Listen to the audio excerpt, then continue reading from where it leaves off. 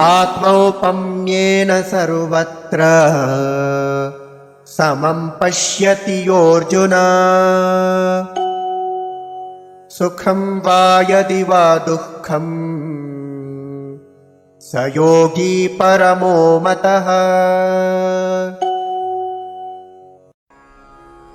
आत्मा उपम्येन सर्वत्र समं पश्यति यः अर्जुन सुखं वा यदि वा दुःखं सः योगी परमः मतः।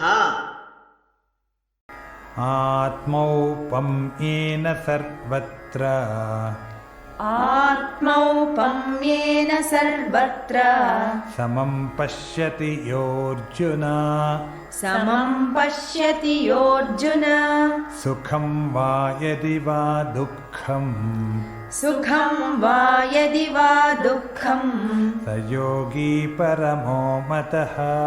स योगी परमो मतः। आत्मौपम्येन सर्वत्र समं पश्यति योऽर्जुन आत्मौपम्येन सर्वत्र समं पश्यति योऽर्जुन सुखं वा यदि वा दुःखं स योगी परमो मतः। सुखं वा यदि वा दुःखं स योगी परमो मतः। आत्मौपम्येन सर्वत्र समं पश्यति योऽर्जुन सुखं वा यदि वा दुःखं स योगी परमो मतः।